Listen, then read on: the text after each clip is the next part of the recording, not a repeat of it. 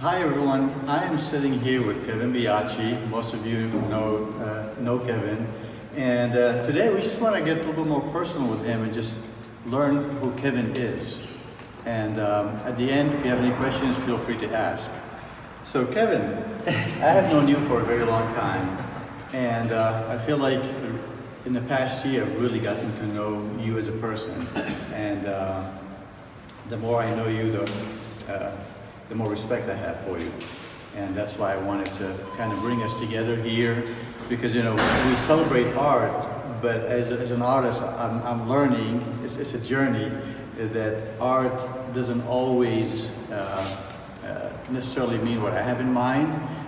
Art is so much bigger than my thought and what other people's thought. And to me, what you do is an exceptional style of art, and I want everyone to know what that is. So we're going to start with a few questions. So the first question is, when did you first start crocheting? When I was a little boy, my grandmother Biacsi, she got diagnosed with cancer, and she came to live with us. And she was very old school Catholic, and she was ready to go dance the jig with her husband because he had died several years ago. And one of the things that she did was we would go out picking blueberries and blackberries, and one day she would always crocheting. And one day I said to her, I'm like, what are you doing? And she said, you want to learn? And she taught me how to make my first scarf. And so a few years ago, it's probably 6 years ago, I was going with a group of guys to St. George's Island on vacation, and one of our friends, Jim, is a crocheter. He's an avid crocheter. And a group of us said, hey, we want to learn how to crochet while we're at the beach. So he said, all right, bring a J-hook and bring this weight needle or this weight yarn. And every one of us brought the wrong size hook and the wrong size yarn, but he still taught us. And I took to it, and it was like, this is a really fun hobby for me. And as I was working on that I meant to bring that prop, it's over there, because I still have that scarf. But Go grab it. Chantal, can you grab it? I think it's on top of that box, underneath. So as I was creating that scarf, I kept thinking about Grandma, and I started feeling like I was back home in North Royalton, Ohio. And as I continued to go, I kept just saying to myself, I am home, I am home, I am home, and it gave me comfort. And this was the original first scarf, and Mindfully Crafted with Kevinly Thoughts was born. So somebody asked a question which I didn't even know the answer. What's the difference between crocheting and knitting? Knitting is 2 needles. Okay. And crocheting is 1 needle that has a little hook. Okay, but you go in and out, in and out? And you create different stitches, and most of the pieces here have several different types of stitches, and there's even hundreds and hundreds of more type stitches that I've even played with so far. Now we know. All right, when were you first exposed to mantra? And also, if you explain what mantra means. Well, a mantra to me it's like a foundation when you're doing a meditation, when you're meditating, or even in everyday life. It's a foundation point. So, for instance, I am home. It's a grounding point. So if I'm meditating, and our minds, they go all over the place. But if you have a specific mantra, a piece, a small short thing, it grounds you to quiet the mind, so to speak. And so that's why the mantras, the first time I was introduced to them was when I was much younger. Did I answer your first question? Yeah, you did. So would a mantra be just a word, or can it be a sentence? It can be whatever each individual person wants. Okay.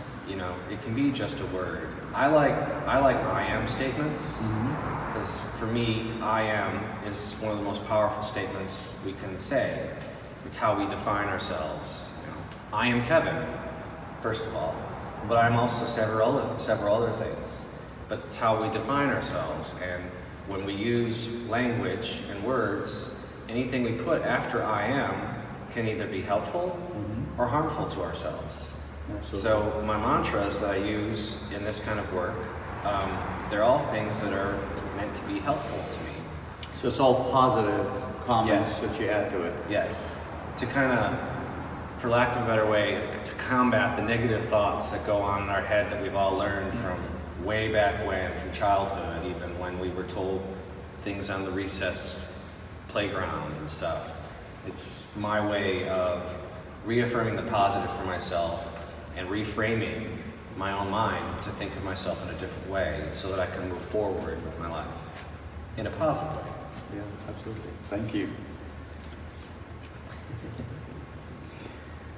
I personally witnessed seeing you having a seizure, and honestly at the time I didn't know that you had seizures. Do you mind sharing that with us? Yeah. And I guess this was the first, it goes way back, and it was also part of when I first heard about mantras and the power of words, because when I was 17, I was diagnosed with leukemia, and my mother, who was kind of ahead of her time at the time, I think, because I'm 45 now, so it's over 25 years ago I've been in remission from leukemia. But at the time she got me a Deepak Chopra book and Bernie Siegel book. She would not buy me a Bernie Sanders book today. But a Bernie Siegel book, and I remember kind of being like, seriously, Mom? Like, this is way too much. But I also was introduced through the Ireland Cancer Center and Rainbow Babies and Children's Hospital, where I was being treated. They introduced me to a child life specialist, behavior specialist, and he worked with athletes and different stuff to get peak performances. And he talked to me about, we did a lot of meditation. He did guided meditation with me, so I would go through these procedures, and he would be in the room with me, and we would create a world that was safe before we even went into the procedure. And then, I remember one time I was having a procedure and I woke up and he was in the room, and I remember his voice just saying, "Kevin, go back to the beach." And I did, and I went back to sleep. And meanwhile, at that time I was getting an endoscopy, and I remember looking up and seeing this big, huge tube with these numbers, and I started to gag, and he was like, "Kevin, go back to the beach." And I fell back asleep. So at an early age, I was introduced to that concept. And throughout my life, I've used it for different times and for different reasons. And it's organically just kind of happened that I started doing this practice, and I kind of been teasing lately that it was a hobby that turned into a spiritual practice that now feels like it's turning into a movement, because I'm working with so many different people, creating mantras and creating pieces for them that remind them, literally remind them of their mantra.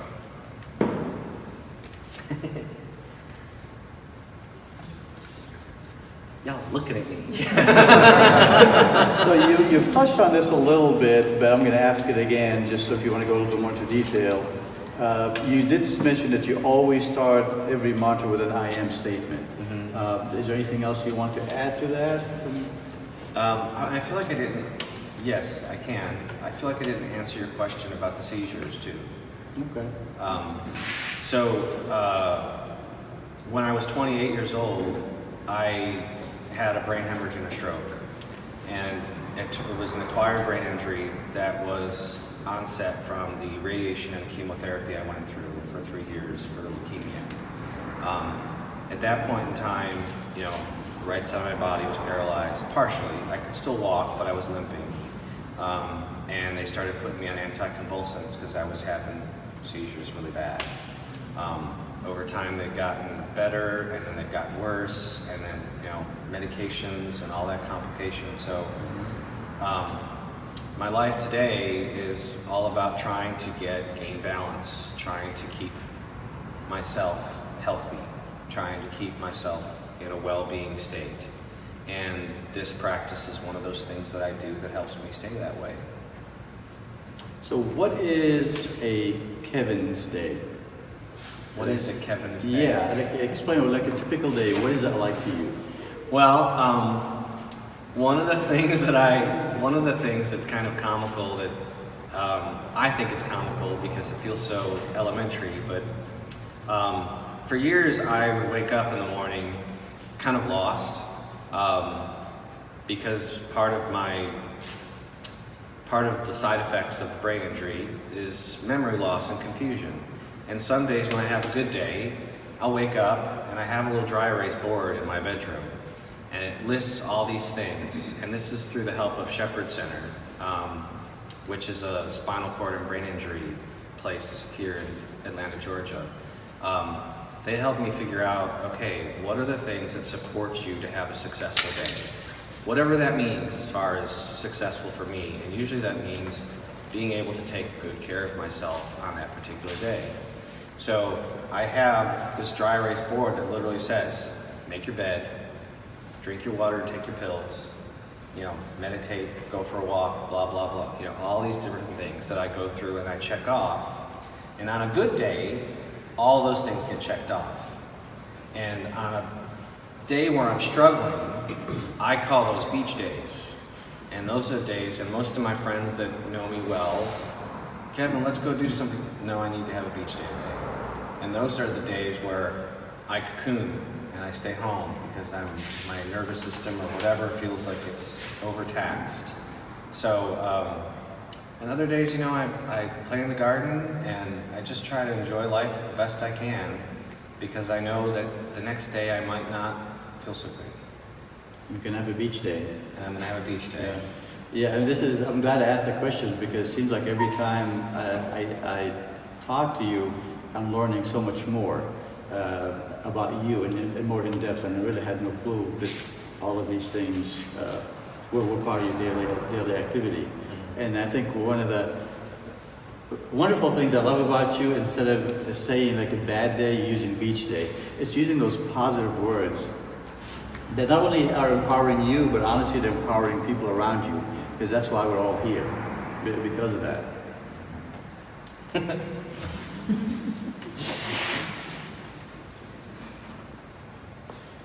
So how do you create a mantra with someone? This is one of the things that I think is the most fun for me, is when somebody requests a piece and they want to work with me on something. The first thing I do is I ask them to write a letter to their 6-year-old self, knowing what they know today. And I said, just take your time, and then make sure it's something that you're comfortable with me reading.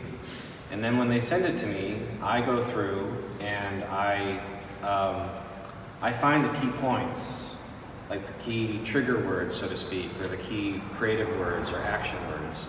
And then I create a mantra from them. And some of them I can get really concise with, and others people write 3- and 4-page long letters.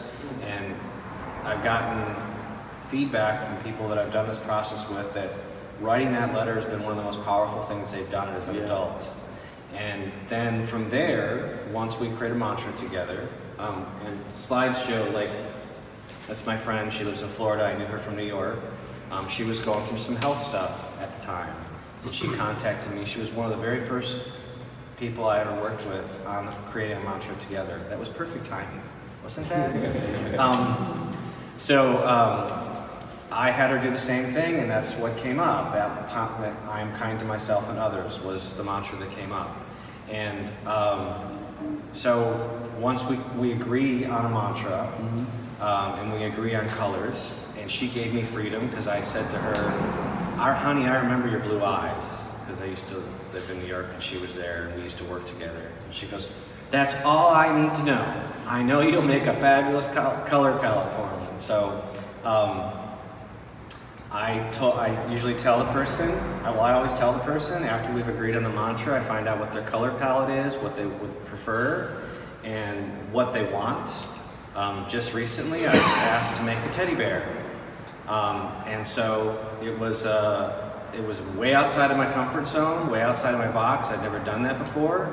So in order to prepare for that, I created an I Am Capable scarf and hat set to prepare me for it. So it got me juiced up, so to speak. Like, yes, I am capable. I can do this. I can do this. So that was the mantra. The scarf over there that's the scarf and hat said. I am capable mantra. Set me up to make my first teddy bear. You're talking like an artist.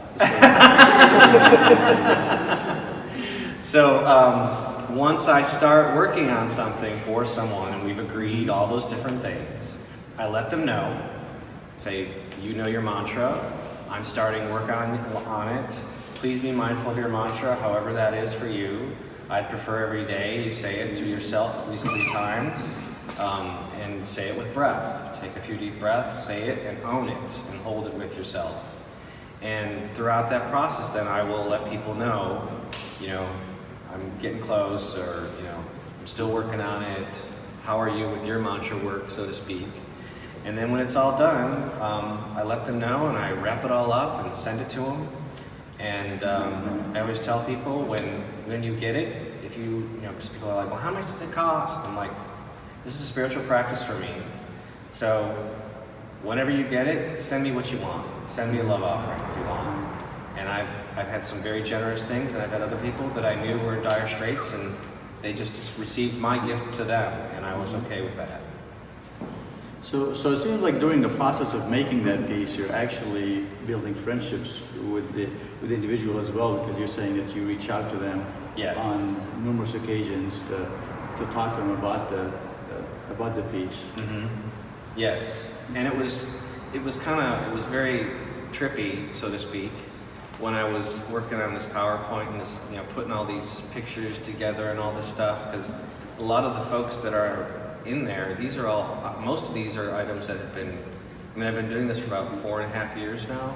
So some of these items on the slideshow are from 4.5 years ago, and some of the folks I haven't talked to in a very long time.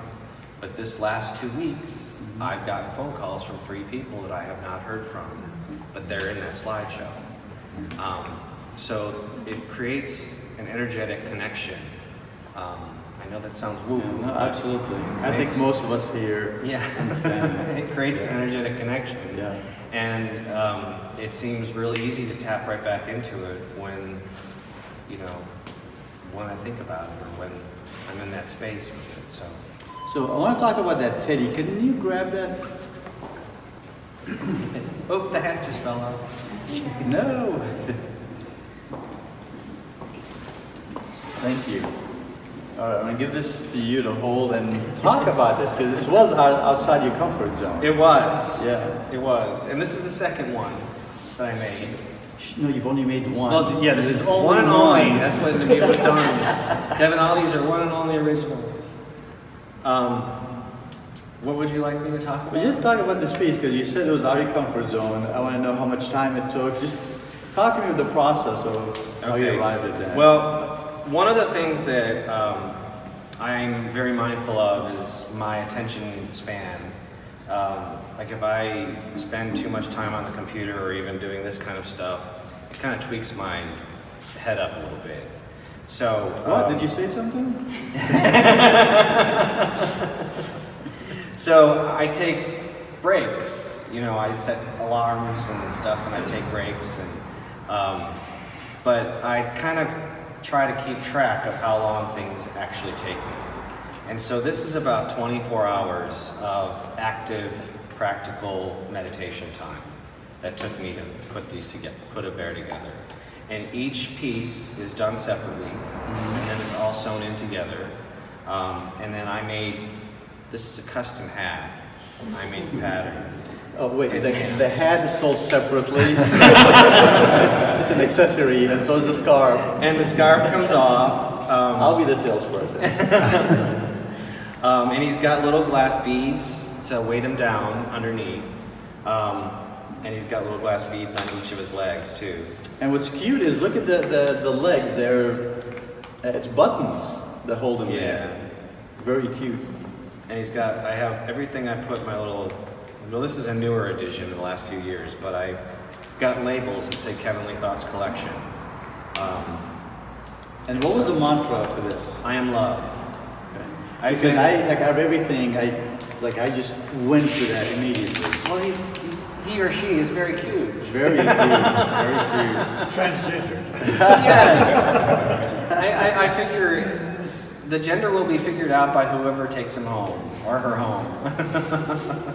I know someone thinks they're taking him home. So yeah, and then yeah, it's kind of fun. I'm looking forward to this because I get to accessorize them too.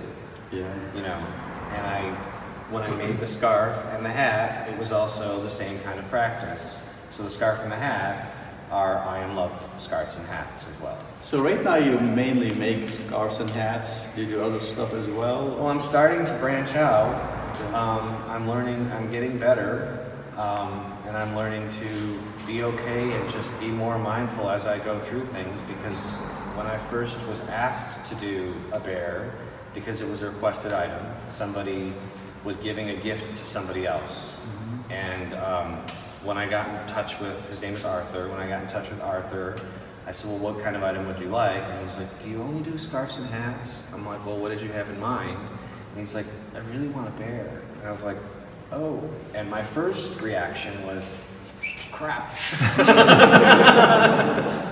How am I going to do that? You proved yourself wrong. Well, and then I did the I'm Capable scarf too. Yeah, before that, that's right. That led you to this. Yes. Because there's another, I think there's another piece that was I Am Capable that was for the first bear. And then that scarf was because you asked me to do this. And this whole thing seemed very overwhelming to me. I mean, is that the scarf and the hat that... No. There's a reason I'm saying that.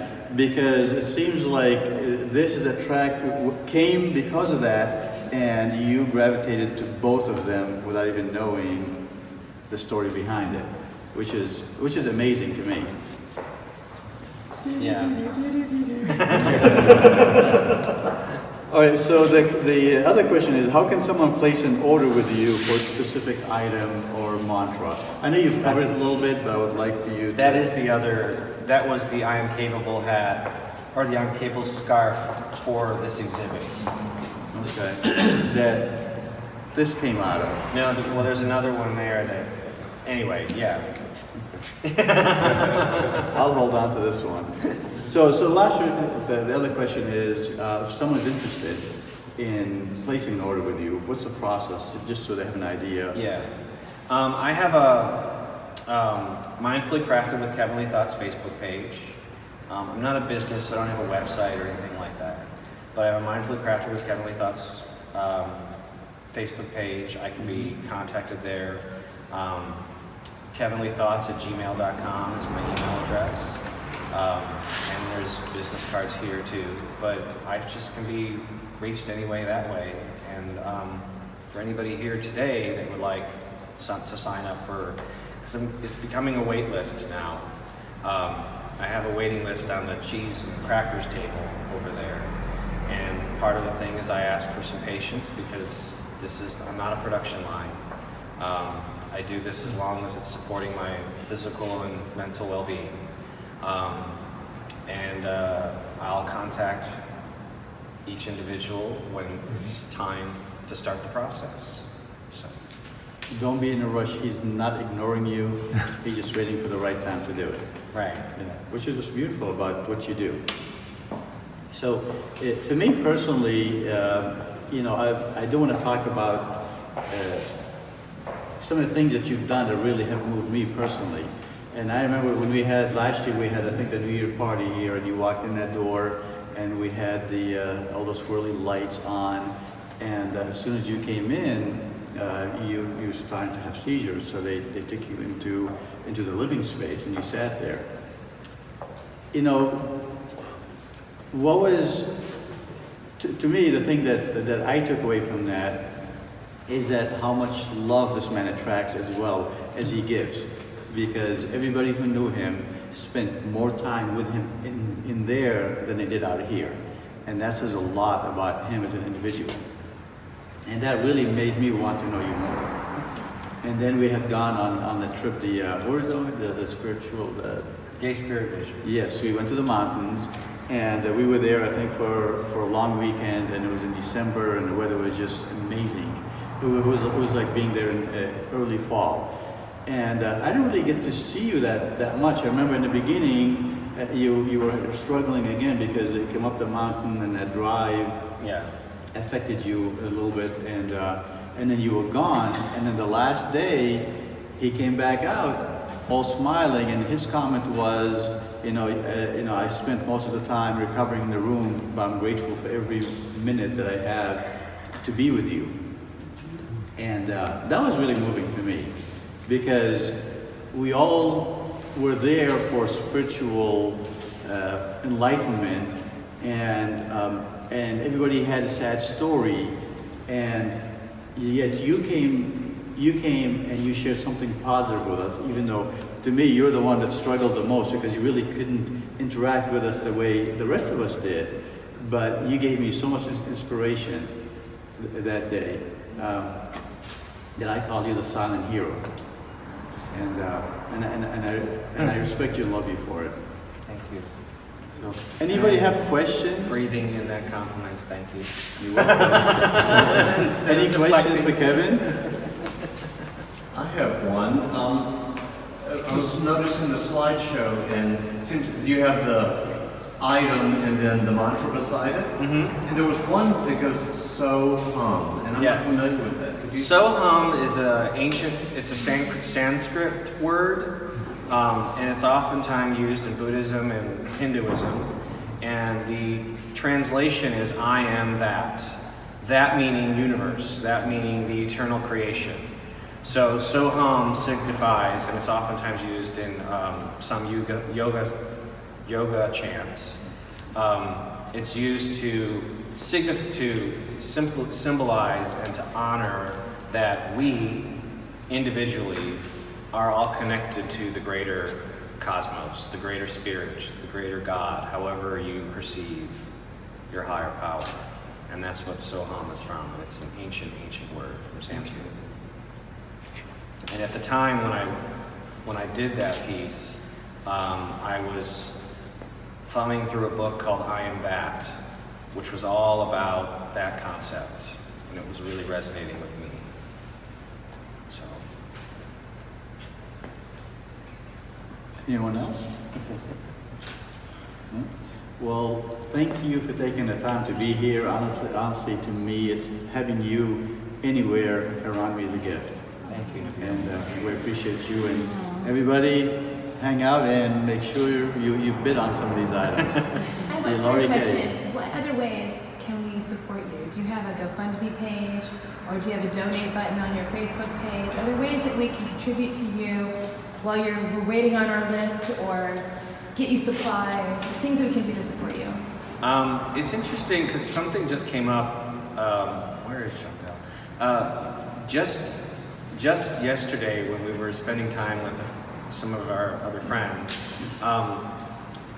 it was suggested that I share with if somebody's on the waiting list, I share with them that, okay, I'm currently working on a project for just their first name. Like, I'm currently working on a project for Nabil. Send a mass email out to everybody that's on my waiting list. And the mantra is, I am happy, healthy, and delightful. For Nabil. If you could add that in to your mantra, or to keep that focused on for yourself, sending positive energy, sending that energy towards me and towards Nabil, or just towards yourself.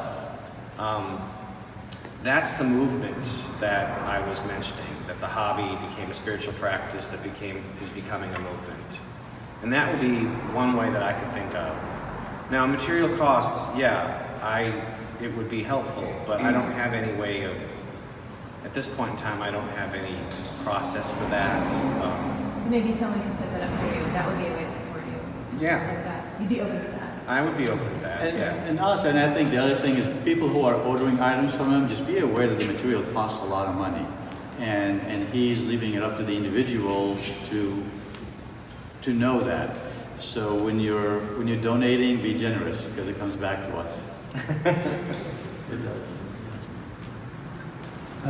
Apologize for being late, but so I didn't understand the items.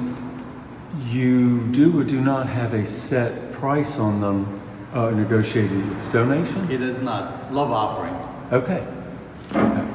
And I usually, you know, I usually will tell somebody the cost of materials was this. Okay. And it would be helpful if you could cost, you know, I don't want to go into the hole. Right. But I'm happy. And that- labor as well. They would, Well, would let the person labor know. part is it's the spiritual practice part for me. Mm-hmm. And that's where it's hard for me to communicate with folks that it's like asking somebody, will you pray for me and I'll pay you? That's kind of how it feels like to me. Uh-huh. It's like, this is something that I'm doing for you and for me Mm-hmm. and for, you know, the general, like even the bear, when it's not for somebody specifically. When I'm doing I am love, when I'm saying I am love, I'm also tagging into the concept of the so-hum.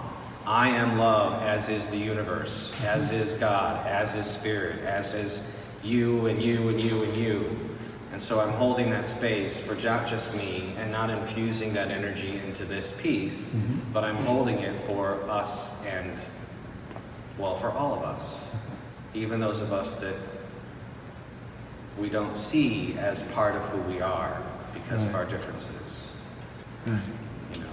And that's one of the things that I think is really powerful for me is there's so much negativity in our world, but words have the power to change the world. And I have been, for the last 2 years, have been really focusing on taking the word hate out of my lexicon completely. I don't use it for anything, even if it's a food that I don't like. I do my best. It's one of my practices to not use that word. And I don't know if you remember, there was a while ago, two years ago or so, there was a Just Love, No Hate campaign that was going around. And there was a t-shirt, I was wearing it earlier, but there was a t-shirt that was going around and it had a rainbow hand. And it said, Just Love, No Hate. And I contacted the company that was promoting it. And I said, you do realize that you're negating both the love and the hate. This is a completely moot point because you mentioned hate and love in the same t-shirt. I said, I think you should change your campaign to Just Love. And so they sent me back an email with a t-shirt, and they said, if we made you a t-shirt that just said Just Love, would you buy it? And I was like, well, yeah. And so I bought it, and I have the only Just Love t-shirt now that has that pattern. And it was what was really cool for me was going to Gay Pride this year in Atlanta, and the theme was Just Love. Just love. That was So a that big was- theme Yeah, this year. that was kind of fun to see that, you know, maybe somehow I had something to do with that. I really, really believe you're inspiring a movement. I do, and I hope more people who listen to this and hear your words, they're inspired. Not just with clothing, but with just everything we create. If we can just do it and put a little love in it, we can change it. We can change the planet. We can change our thinking. It's a powerful thing. And thank you for sharing all that with us. Thank you. Thank you for having me. This was all his idea, so. It's a great idea.